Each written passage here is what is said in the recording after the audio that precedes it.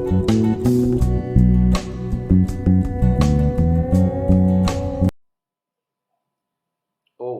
नमस्ते जी। आज का विषय है विवेक। विवेक शब्द बनता है विचलरी पृथक भावे। पृथक भावे का मतलब है अलग अलग करके देखना, श्रेणीबद्ध करके देखना, पृथक पृथक करके देखना। तो ऋषि दयानंद ने विवेक की जब परिभाषा की तो वो लिखते हैं, सत्यासत्य को, धर्माधर्म को, कर्तव्या कर्तव्य को अलग अलग करके देखें और निश्चय करें कि ये सत्य है, ये असत्य है, ये धर्म है, ये अधर्म है, और ये कर्तव्य है और ये अकर्तव्य है। इसके बाद वो लिखते हैं, भीतर अपने अंदर जो अस्तित्व है उस अस्तित्व में अलग अलग स्तरीकरण है। उन अलग अलग स्तरीकरणों को अलग अलग स्तर पे देखें। जैसे भू लेवल है हमारा स्थूल शरीर, जिसके अंदर लिंग निर्धारण, जाति निर्धारण होता है जीव के लिए, तो इसको अलग देखें। भुवः लेवल है हमारा सूक्ष्म शरीर, जिसमें अंतःकरण चतुष्टय है और 10 इंद्रियां हैं, अर्थात इंद्रियों का सूक्ष्म रूप है, तो इसको अलग रूप में देखें। तथा स्व लेवल है कारण, जो अव्यक्त है, उसमें ईश्वर जीव प्रकृति तीनों हैं। तो इस तरह से भू और भुवः यानी स्थूल और सूक्ष्म, जिसको हम व्यक्त कहते हैं, इसको अलग देखें, और अव्यक्त जो है वो कारण जगत, उसको अलग देखें। क्योंकि जो कभी उत्पन्न नहीं होता और कभी नष्ट भी नहीं होगा उसे हम अव्यक्त कहते हैं, ईश्वर जीव प्रकृति। और जो उत्पन्न होता है, नष्ट भी होता है, उसे हम व्यक्त कहते हैं। स्थूल शरीर जल्दी जल्दी नष्ट होता है, जल्दी जल्दी उत्पन्न होता है, लेकिन सूक्ष्म शरीर की मियाद होती है 4 अरब 32 करोड़ वर्ष, यानी एक पूरा सृष्टि का काल। हाँ, बीच में जीवात्मा यदि मुक्ति को प्राप्त कर ले तो ये नष्ट हो जाएगा सूक्ष्म शरीर, वरना ये चलता रहेगा। आदि सृष्टि में हर जीव को बन के मिलता है। तो स्थूल से अपेक्षाकृत सूक्ष्म बहुत ज्यादा ड्यूरेबल है, जबकि स्थूल जल्दी जल्दी नष्ट होता है। अब आगे बढ़ते हैं। 5 कोश हैं ये त्रि शरीर का, भू भुवः स्व 3 महाव्याहृतियों का एक स्तरीकरण हो गया।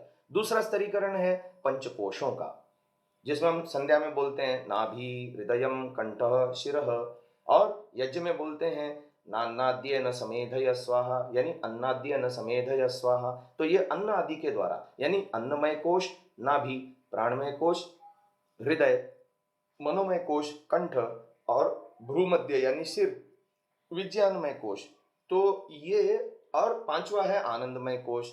इस तरह से एक और स्तरीकरण है। सबसे स्थूल भाग है हमारा बाहरी शरीर, हाड़ मांस का बना हुआ पिंड, जो अन्न से रस, रक्त, मांस, मेद, अस्थि, मज्जा, शुक्र आदि के द्वारा निर्मित होता है, पोषण पाता है। अन्न से पोषण पा करके सप्त धातुओं के रूप में विकसित होता है। तो यह हाड़ मांस का देह हो गया अन्नमय कोश।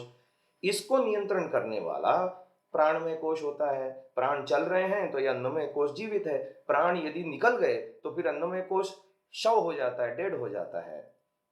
एक बार प्राण निकल गए तो न आंख देखती है, कान सुनते हैं, वाणी बोलती है, हाथ पैर चलते हैं, न दिमाग सोचता है, न हृदय धड़कता है, न शरीर में रक्त संचार होता है, न पाचक रस बनते हैं, न भोजन खाया पिया पचता है, बल्कि सड़ना शुरू होता है। सड़ने की प्रक्रिया तुरंत शुरू होती है। तो अन्नमय पिंड को नियंत्रण करने वाला उससे भी सूक्ष्म प्राण में अस्तित्व है। उसमें है प्राण, अपान, समान, व्यान और उदान, ये मुख्य प्राण हैं। और नाग, कूर्म, कृकल, देवदत्त, धनंजय, ये उपप्राण हैं। तो 5 प्राण, 5 उपप्राण। कार्यों की दृष्टि से विभाजन है, बाकी जो हम हवा अंदर लेते हैं उसका कार्य की दृष्टि से अलग अलग विभाजन होता है। और ईश्वर के भी ये सारे सारे के सारे नाम हैं। प्राण ईश्वर का भी नाम है, अपान ईश्वर का भी नाम है। वो स्वतंत्र कभी इस विषय पर आपको बताया जाएगा। अभी इतना ही समझो कि अन्नमय कोश के ऊपर नियंत्रण करने वाला प्राण में अस्तित्व है और वो उससे सूक्ष्म है। और इन दोनों से सूक्ष्म, इन दोनों पर नियंत्रण करने वाला, प्राणमय को भी और अन्नमय को भी नियंत्रण करने वाला मनोमय कोश है। तो वो हमारा वैचारिक धरातल है। तो वैचारिक धरातल सुकु होता है, तो वो सुसंकल्प, कुसंकल्प, सुविकल्प, कुविकल्प। एक ही विषय में 2 तरह की विचारधारा, खाऊं नहीं खाऊं, देखूं नहीं देखूं, पहनूं नहीं पहनूं, जाऊं नहीं जाऊं, ये 2 तरह की विचारधारा। एक को संकल्प कहेंगे, दूसरे को विकल्प कहेंगे। अब ये संकल्प विकल्प भी सु और कु भी होते हैं। सुसंकल्प, सुविकल्प, कुसंकल्प, कुविकल्प। अब किसी को बख्शीश देनी है तो क्या दूं? उसको कपड़े दूं या मिठाई दूं? तो कपड़े दूं सुसंकल्प हो गया, मिठाई दूं सुविकल्प हो गया। ऐसे ही किसी ने गुनाह किया है, अपराध किया है, उसको भर्त्सना करनी है, ताड़ना करनी है। अब ताड़ना करने के लिए हाथ पे छड़ी लगाऊं अथवा उसको केवल डांट लगाऊं, तो एक कुविकल्प हो गया और एक कुसंकल्प हो गया। तो इस तरह से जो है ये संकल्प भी कु सु और विकल्प भी कु सु होते हैं। तो ये हमारा मन का स्तर है। तो मन के स्तर पे हमारा अस्तित्व प्राण और अन्न पर नियंत्रण रखता है। यदि मन हमारा शुद्ध है, पवित्र है, शांत है, भीतर से स्थैर्य एवं संतुलन युक्त है, तो हमारा अन्नमय और प्राणमय कोश भी ठीक रहता है। और यदि मन के अंदर विकार उत्पन्न हो रहे हैं, मन में आवेग उत्पन्न हो रहे हैं, सतत आवेगित हो रहा है, आंदोलित हो रहा है, शोकग्रस्त है, डिप्रेशन में है और दुनिया भर के जो है ना कुसंस्कारों से आप्लावित हो रहा है घड़ी घड़ी, तो उसकी क्रियाएं भी सारी गड़बड़ हो जाएंगी। तो मन को शिव संकल्पमय बनाना है, ये उद्देश्य है। आगे चौथा जो स्तरीकरण है वो विज्ञानमय कोश, वो हमारा इंटेलेक्चुअल विभाग है।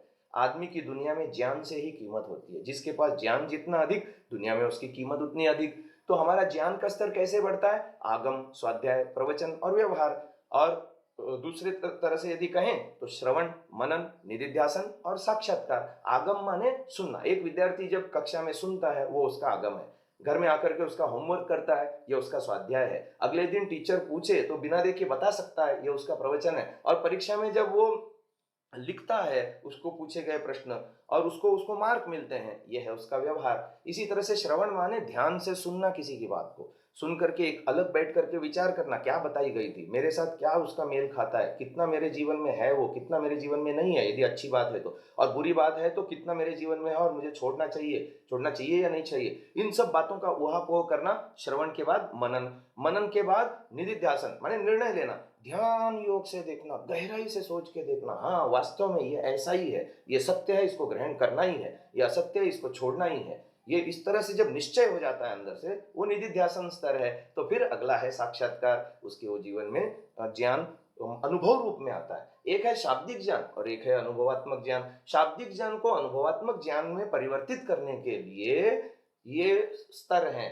आगम, स्वाध्याय, प्रवचन, व्यवहार अथवा श्रवण, मनन, निधिध्यासन, साक्षात्कार। इससे हमारा इंटेलेक्चुअल लेवल जो है ऊंचा होता है। और जब ये चारों क्षेत्रों में उन्नति होती है, यानी अन्नमय कोश हम स्वस्थ रखते हैं, प्राणमय कोश हमारा बलवान पुष्ट होता है, मनोमय कोश में शिव संकल्पमय होता है, यानी पॉजिटिव विचार, हर पल पॉजिटिव विचार, सुबह से शाम तक हर पल पॉजिटिव विचार, एक भी निगेटिव विचार नहीं। ऐसे ही हमारा इंटेलेक्चुअल लेवल, विज्ञान का स्तर बढ़ता रहता है। शाब्दिक ज्ञान अनुभवात्मक ज्ञान को परिवर्तित करने के लिए हम सतत पुरुषार्थ करते रहते हैं। तो फिर जो है आनंदमय कोश, यानी जीवन में हर तरह से चहुं ओर से हमारे जीवन में आनंद ही आनंद बरसता है। एक ये दूसरा स्तरीकरण हो गया। पहला भू भुव स्व का स्थूल सूक्ष्म कारण शरीरों का स्तरीकरण, दूसरा पंचकोशों का स्तरीकरण, अन्न, प्राण, मन, विज्ञान और आनंद, इसका पृथक पृथक जान करके विवेक करना चाहिए। और तीसरा है जागृत, स्वप्न, सुषुप्ति, तुरीय। जागृत माने जब हम नींद नहीं होती हमारी, स्वप्न माने स्थूल शरीर का तो कांटेक्ट टूटा होता है लेकिन अंदर सूक्ष्म शरीर से जीवात्मा का कांटेक्ट बना रहता है, वो है स्वप्न। और फिर सूक्ष्म शरीर से भी कांटेक्ट निकल जाता है, मन से भी कांटेक्ट निकल जाता है और जीवात्मा बेखबर होकर गाढ़ निद्रा में चला जाता है, उसको कहते हैं सुषुप्ति। और तुरीय समाधि अवस्था में होता है। तो ये अलग अलग अवस्थाओं का पृथकीकरण व्यक्ति को समझना है। चौथा है तो ये जो है पूरा का पूरा विवेक है, ऋषि दयानंद लिखते हैं। और इसके लिए सुबह यदि मुमुक्षु हैं आप, यानी ईश्वर प्राप्ति का लक्ष्य बनाए अंदर से आपका और दृढ़ लक्ष्य बनाए, तो आपको 1 घंटा सुबह 1 घंटा शाम को इन चीजों का साक्षात्कार करने के लिए कि मन आदि पदार्थ कैसे फंक्शन करते हैं, इंद्रियां कैसे फंक्शन करती हैं, कैसे ये स्तरीकरण के द्वारा ये आपको समझना है और अंदर की गड़बड़ियों को ठीक करना है, अंदर के छिद्रों को ढांपते चले जाना है। ये विवेक है। विवेक के बिना वैराग्य नहीं होता, वैराग्य के बिना समाधि नहीं लगने वाली। वैराग्य कहते हैं सत्य का ग्रहण, असत्य का त्याग। जो सत्य लगता है फिर उसको लगने मात्र से काम नहीं चलेगा, उसको ग्रहण भी करना पड़ेगा। और जो असत्य दिखता है अपने जीवन में, उसको दिखने के बाद भी इग्नोर करेंगे, स्किप करेंगे तो उन्नति नहीं होगी। तो इसलिए विवेक के बाद वैराग्य, वैराग्य के बाद सीधा समाधि है। तो आज के लिए इतना ही कि हम पृथक पृथक जाने, एनालिसिस करें और जो है इन चीज़ों को अच्छी तरह से अपने इनर साइंस को, अपने भीतरी अस्तित्व को अच्छी प्रकार पहचानें। इति ओम शम।